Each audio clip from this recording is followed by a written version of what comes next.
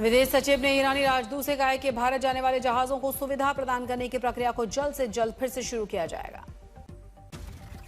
घटना पर भारत में ईरान के प्रतिनिधि ने कहा है कि भारत ईरान संबंध मजबूत हैं। साथ ही उन्होंने उम्मीद जताई है कि मामला जल्द सुलझ जाएगा और स्थिति सामान्य हो जाएगी।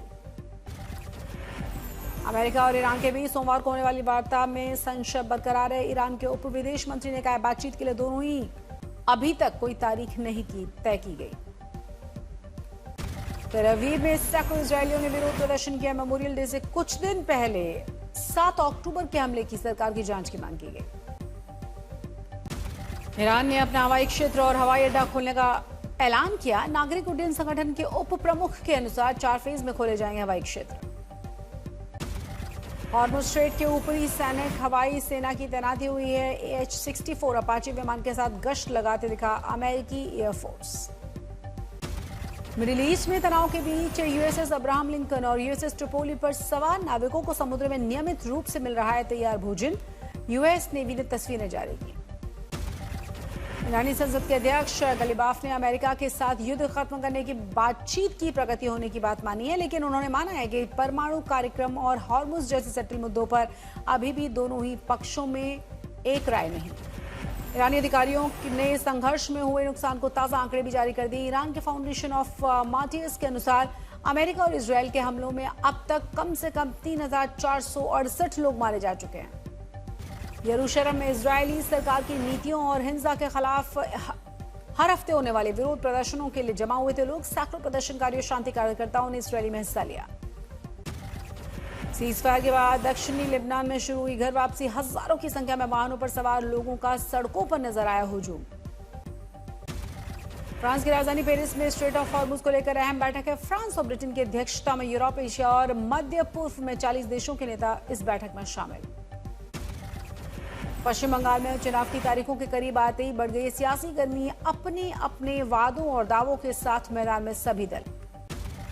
आज बंगाल में प्रधानमंत्री मोदी की 4 रैलियां, विष्णुपुर, पुरुलिया, झारखंड और मेदिनीपुर में चुनावी सभाएं। पश्चिम बंगाल के बरजोरा में प्रधानमंत्री मोदी की बड़ी रैली थोड़ी देर में जनसभा को संबोधित करेंगे। बंगाल के पुरुलिया में करीब 1 बजे PM की दूसरी जनसभा है।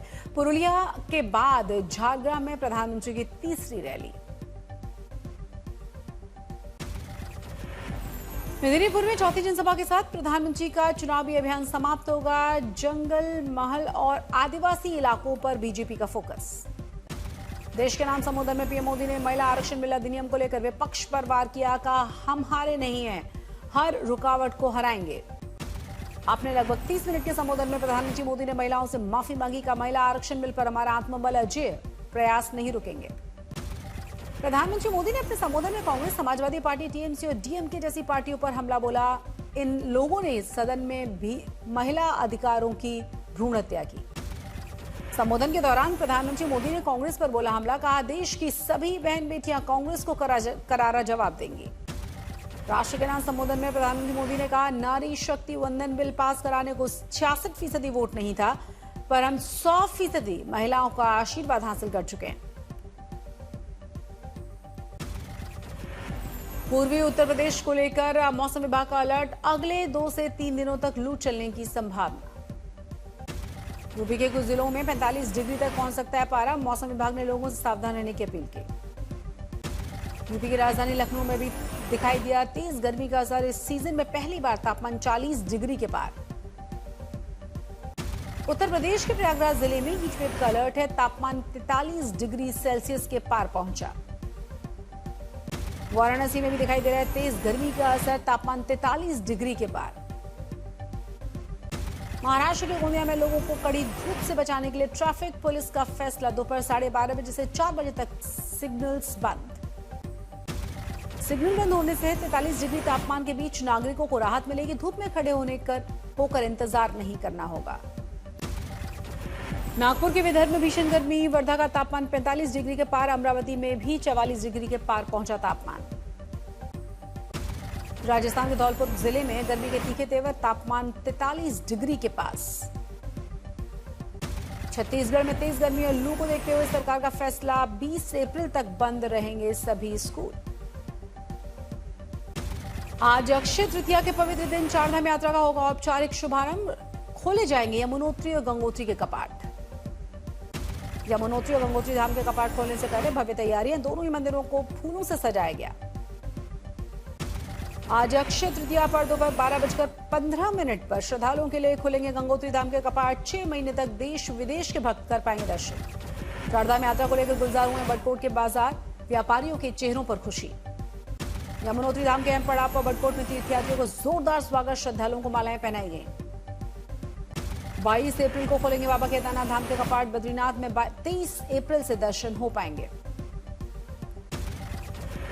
यात्रा से पहले आधिकारिक पोर्टल पर मेडिकल टेस्ट और पंजीकरण अनिवार्य है। मौसम की जानकारी लेकर ही यात्रा की योजना बनाने की अपील। ऋषिकेश में चारधाम यात्रा के उद्घाटन समारोह में मुख्यमंत्री पुष्कर सिंह धामी ने लिया हिस्सा। भक्तों की यात्रा की सफलता की कामना की गई। चारधाम यात्रा को लेकर पौड़ी में तैयारियां तेज हुई। जिलाधिकारी ने खुद ही व्यवस्थाओं का निरीक्षण किया। चारधाम यात्रा को लेकर उत्तराखंड सरकार की खास तैयारियां, सुरक्षा, स्वास्थ्य और ट्रैफिक व्यवस्था पर पूरा फोकस। मुंबई में Maharashtra flat owners welfare association ने ब्रोकरेज फ्री मॉडल पर चर्चा की। फ्लैट ओनर्स से जुड़ने की अपील की गई। केंद्रीय कर्मचारियों को सरकार ने दिया तोहफा। 2% महंगाई भत्ते में इजाफा, पेंशन धारकों को भी फायदा। भारत मैरीटाइम इंश्योरेंस पूल को भी केंद्र की मंजूरी। पूल के लिए 12,980 करोड़ की सॉवरेन गारंटी। हैदराबाद के इंडस्ट्रियल एरिया में भीषण आग लगी, किसी के हताहत होने की खबर नहीं। आग की लपटों से पूरे इलाके में धुआं फैल गया था। मौके पर पहुंचकर दमकल विभाग ने काबू पाया। दिल्ली के द्वारका में एक गैंग के बीच में रेड हुई। 2 बदमाश गिरफ्तार किए गए, के पैर में गोली लगी। फिरोजाबाद की सब्जी मंडी में भीषण आग लगी। आधा दर्जन से ज्यादा दुकानें जलकर खाक हुई। 12 दमकल की गाड़ियों ने आग पर काबू पाया। भिवाड़ी में आधी रात को मचा था हड़कंप। ऑयल फैक्ट्री में भीषण आग से मचा हाहाकार। फैक्ट्री बंद होने से टल गया बड़ा हादसा।